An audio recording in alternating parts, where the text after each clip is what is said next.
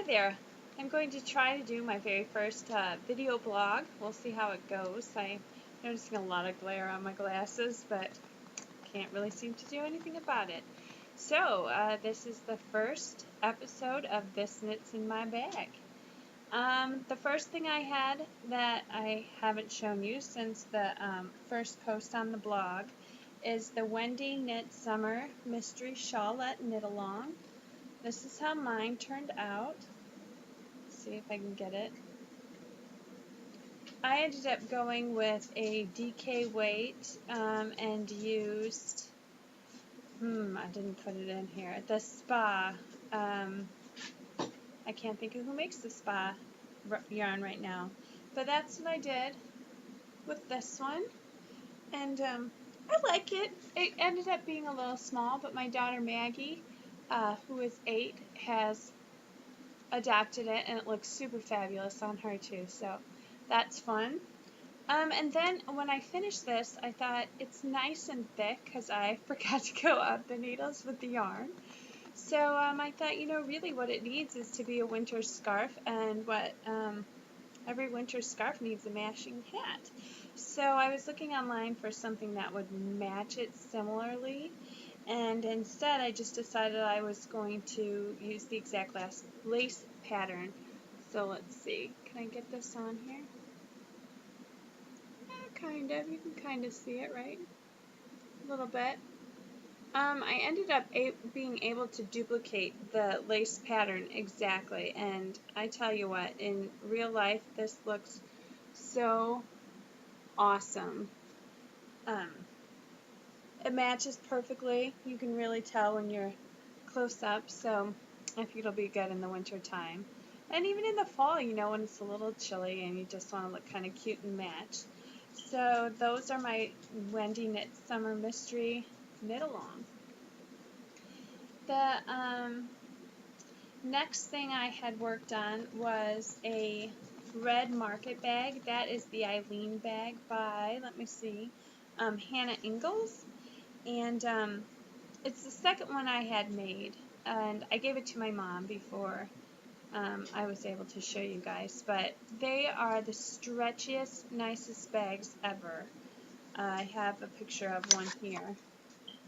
This is the picture from the pattern, but I would highly recommend it. I do find that I use the worsted weight cotton, and she has got it listed as a sport weight cotton. I think a sport weight would be really nice. I just went up needle sizes, and I think you really need to go more stitches than the 25. I think it calls for 25 rounds, and it just doesn't seem to be quite as big, but I'm able to take it to the library. Arlington uses it to ride on his bike and go to the grocery store with all the things we ask him to get, so it seems to be really useful, and everybody likes to carry it, so I'm not going to complain now, and I am going to be making more of them. So the third thing that went into my bag was I promised the kids that I would be making them things this summer, since it's not really like sweater weather and all that kind of stuff, so I said I would try to make them toys. And as I was looking, I found Bubbo by Corinne Forcade. I'm not sure how to say that name.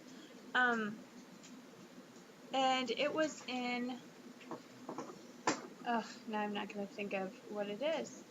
Little Pearls, is that right? Anyway, it's on one of the websites online, and I found it on Ravelry and printed the pattern. But Bubbo is the small, or Bubbo is the great. And I had a ball of the Sugars and Cream cotton in brown, so I just figured that I would cast on a little bit extra to make Bubble longer, and then, but he's basically the Bubble the small. Anyway, this is what he turned out.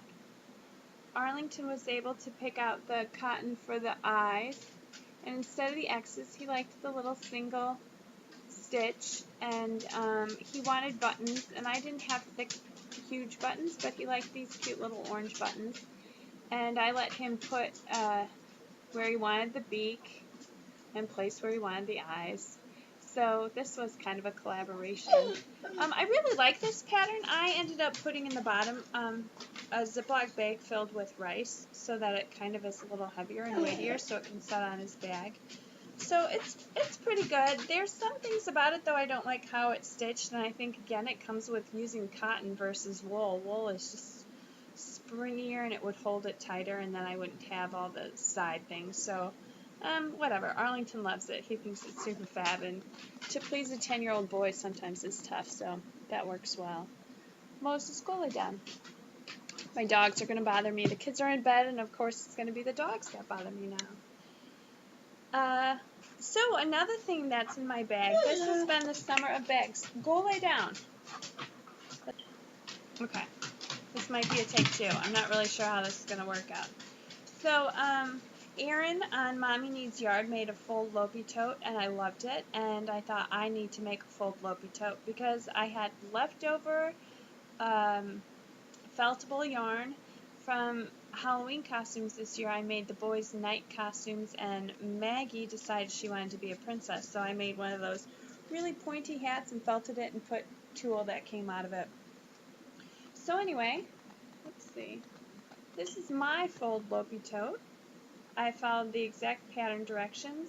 I had the pink, which I had made like the little cuff on Maggie's hat, and then I used the purple, which had been her whole hat, and then I had this cool yarn in between.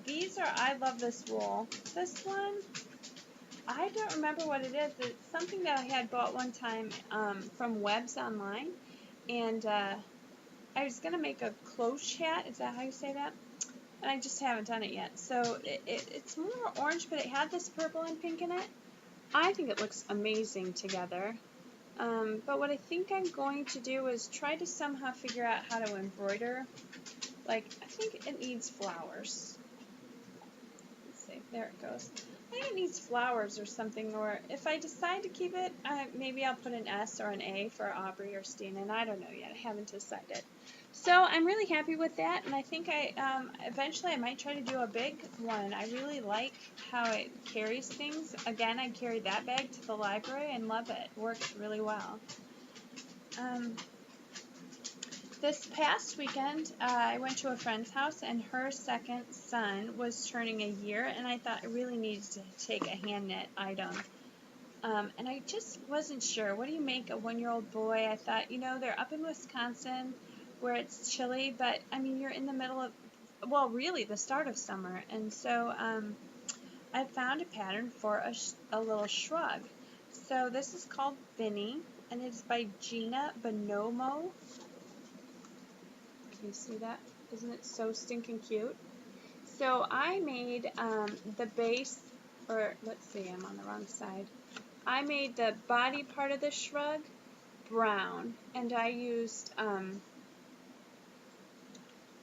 Jiffy, Lion Brand Jiffy yarn for that. And then on the cuff, you make this, it's called like the Rich Man's Garter Stitch, and so it was like 3.5 inches of that, and I used, I think I have it written here, the Plymouth Chunky Tweed, and it's in like 100 green color. It's number 3525.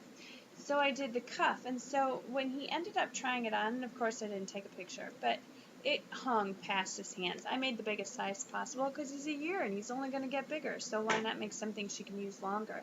So it looks really cute if you just fold the cuff, and it'll fit him really nicely. So that is the second to last thing. My final thing that I have done is my Camp Loopy. Now I'm going to say Lopi from the Lopi tote.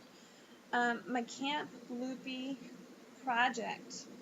And this was the Colorworks project where you combine 2 yarns, and I had not really done that, and I was very nervous on knitting across and then stopping and changing colors and knitting something else. So I decided to go very simple. I wish I had known how easy it was, because I could have done something a little bit more difficult. But anyway, I did this lovely pattern. It is called Two Face, and it's by Veronica O'Neill. I don't know if you can see that sample. Anyway, she had done like a magenta and black, and I thought it was just gorgeous. So I had to make myself one. I chose, when I did my order, let me see if I can find it, that I was going to use really campy themed yarns. I did Summer Night and I did Flame. The Summer Night is the blue and the Flame is the red. And this is how it ended up looking. So you can see the blue there and the flame. I'm showing you the garter stitch side. Let's see. There's the niche stitch. And this thing is stinking huge. And oddly enough, it's simple and really boring. And Arlington, the 9-year-old, and my husband think it's the best shawl I've ever made. They like it. They like the simplistic pattern, I think. It appeals to men. But anyway, I like how it fits. It's really big and it's warm, and I can fold this part so it's kind of like it's got a little collar. I really think now I need a shawl pin, so we'll see if I can convince somebody to get me a shawl pin soon. But anyway, that's what I have in the bag right now. Well, actually, all of it's out of the bag. I have got in the bag the Shetland Pie Shawl by Wendy Johnson. That's the only thing I have going right now. Isn't that pitiful? But I'm just not thrilled with anything that I'm finding online. So this is what I've got done now. Let's see. Go closer. I think it's going. I like this, but the thing I found about it is not a very easy project when you have 3 kids at home, and then I also babysit a little guy who's 2. So that's been kind of difficult. But I am on chart C, and I have done 1 full repeat round of it. And I like it. I'll be really excited when it's done. I'm using a cobweb weight yarn, so that makes it somewhat challenging also. So right now I am looking to do another Colorworks project. I think I'll probably pick some kind of mitten because I've heard they're easier. So that's kind of on in the future. I'm also going to be making the giraffe for Gabe that he wants, but again I had cotton and that sucks for making toys. And then Maggie wants a doll, so that's going to be coming up next also. That's all I've got. Okay, bye.